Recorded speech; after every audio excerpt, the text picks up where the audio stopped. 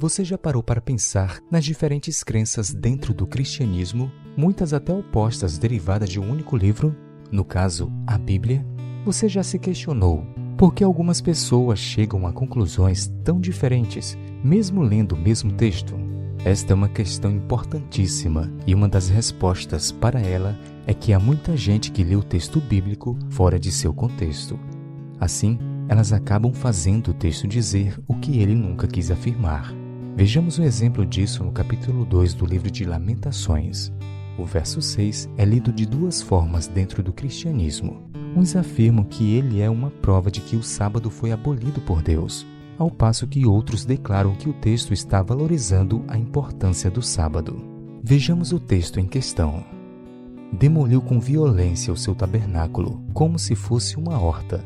Destruiu o lugar da sua congregação. O Senhor em Sião pôs em esquecimento as festas e o sábado, e na indignação de sua ira, rejeitou com desprezo o rei e o sacerdote. Agora que já lemos o texto, vamos analisá-lo contextualmente. Para isso, 3 perguntas básicas são necessárias para se contextualizar um texto da Bíblia. Elas são: quem escreveu o texto? Quando escreveu o texto? E por que escreveu o texto? Vamos por parte. Quem escreveu o texto foi o profeta Jeremias, judeu, portanto guardador do sábado. Ele escreveu no contexto da destruição de Jerusalém por Babilônia. O cenário era de extrema tristeza. O rei foi preso e teve os olhos vazados. O templo foi saqueado e queimado. O povo foi levado cativo e o restante foi espalhado por outros países. Então, quando Jeremias escreveu o capítulo 2 do livro de Lamentações, ele falava de uma cidade em ruínas, onde não havia mais festas, não havia mais templo, não havia mais rei. Por isso, não havia mais guarda de sábado.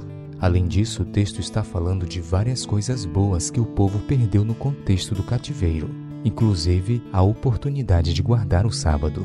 Ou seja, o sábado está na lista de coisas boas que foram perdidas. Porém, vale a pena lembrar que este contexto foi bem específico. Depois que o povo retornou do cativeiro, o templo foi reconstruído, as festas foram comemoradas novamente e o sábado voltou a ser observado.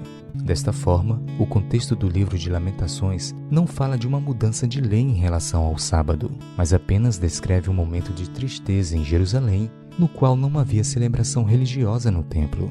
Então, o texto de hoje é um bom exemplo da importância de lermos os textos bíblicos dentro do contexto correto. Afinal, o interessante diálogo afirma: um texto fora do contexto se torna um pretexto para se alterar o texto.